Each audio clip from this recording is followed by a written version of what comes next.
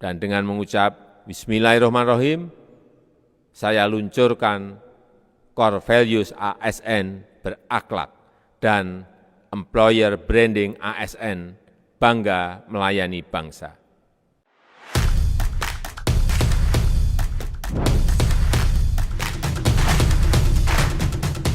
Untuk menggerakkan percepatan transformasi SDM aparatur, Presiden sudah menetapkan Core Values ASN, yakni berakhlak, yang merupakan akronim dari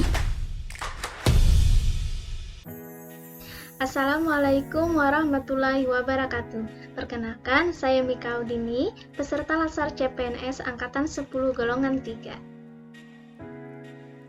Video ini saya buat untuk memenuhi tugas penerapan nilai ASN berakhlak.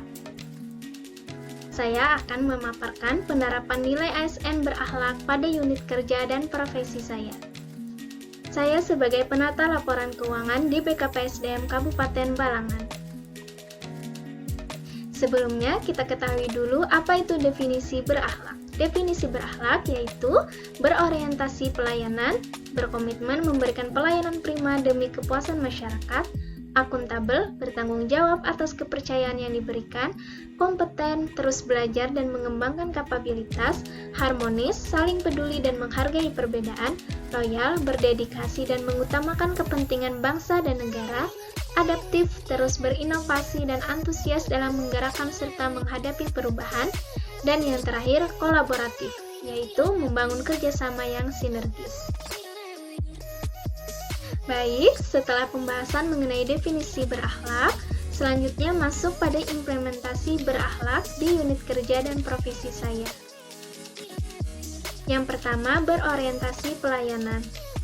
Sebagai seorang penata laporan keuangan, untuk meningkatkan kepercayaan masyarakat diperlukan transparansi pengelolaan keuangan daerah berupa penyediaan informasi pengelolaan keuangan daerah di situs resmi pemerintah daerah. Hal itu merupakan salah satu upaya pencegahan tindak pidana korupsi. Karena adanya transparansi pengelolaan keuangan diyakini dapat meningkatkan pengawasan masyarakat terhadap pengelolaan keuangan pemerintah daerah. Dijelaskan pula bahwa transparansi memiliki dampak langsung pada kepercayaan dan dampak tidak langsung terhadap kepuasan.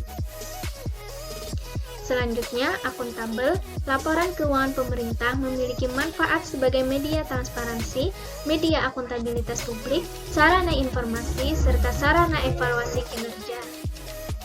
Sebagai media transparansi, laporan keuangan pemerintah berguna untuk memberikan informasi keuangan yang terbuka dan jujur kepada publik. Sebagai media akuntabilitas publik, laporan keuangan pemerintah berguna untuk mempertanggungjawabkan penggunaan pengelolaan sumber daya serta pelaksanaan kebijakan. Sebagai sarana informasi, laporan keuangan pemerintah berguna untuk menentukan dan memprediksi kondisi kesehatan keuangan pemerintah.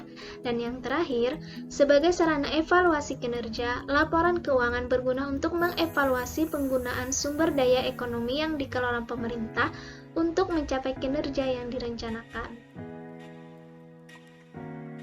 Yang ketiga, kompeten. Sebagai penata laporan keuangan, tentunya saya harus berkompeten di bidang keuangan. Oleh karena itu, saya terus mengasah kemampuan saya, baik itu belajar secara mandiri maupun berkonsultasi dengan ahli keuangan. Poin keempat adalah harmonis. Terwujudnya lingkungan yang kondusif berasal dari hubungan yang harmonis antar sesama rekan kerja. Hubungan tersebut terbentuk dari sikap saling tolong-menolong dalam pekerjaan, di mana hal itu dilakukan guna untuk mencapai tujuan bersama. Selanjutnya, poin yang kelima adalah loyal. Tentunya dalam menyelesaikan tuntutan pekerjaan, banyak pengorbanan yang harus dilakukan, seperti mengorbankan waktu dan tenaga untuk mencapai target organisasi. Selanjutnya, poin ke-6, adaptif. Saya harus cepat dan tanggap terhadap setiap perubahan, baik itu perubahan peraturan daerah, peraturan bupati, ataupun kebijakan-kebijakan lain yang berkaitan dengan keuangan. Dan yang terakhir, kolaboratif. Di sini saya juga harus berkoordinasi atau bekerja sama dengan PPTK terkait kegiatan keuangan. Dalam pengelolaan keuangan terdapat 5 siklus utama yang wajib dilaksanakan, yaitu perencanaan, penganggaran, pelaksanaan anggaran, pengawasan, dan pertanggungjawaban. Pemaparan berikutnya terkait kendala dan solusi dalam implementasi ASN berakhlak. Kendala yang pertama yang dihadapi adalah kondisi badan yang kurang fit.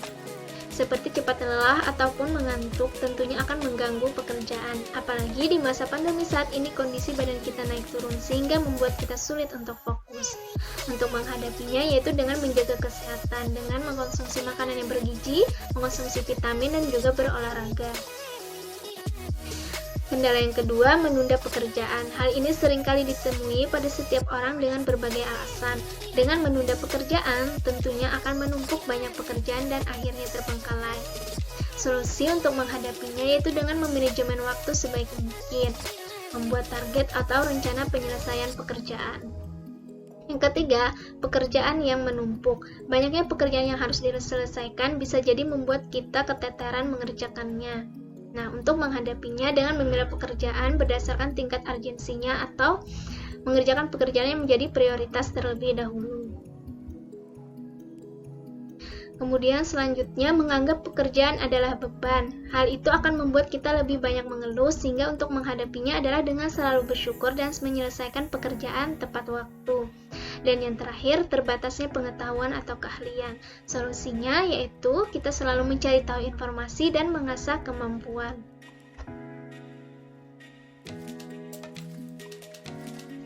Ya, sekian presentasi penerapan nilai ASN berakhlak dari saya. Semoga presentasi tadi bermanfaat bagi kita semua. Dan jadilah ASN yang berakhlak, berorientasi pelayanan, akuntabel, kompeten, harmonis, loyal, adaptif, kolaboratif. ASN berakhlak, bangga melayani bangsa. ASN berakhlak, ASN berakhlak, ASN. Ayo mulai hari, semangat bersinergi. ASN Pilar Negeri, mari bekerja sepenuh hati. Berorientasi pelayanan, akuntabel dan kompeten, harmonis, loyal, adaptif dan juga kolaboratif. ASN berakhlak, ASN bersila, ASN berakhlak, berakhlak.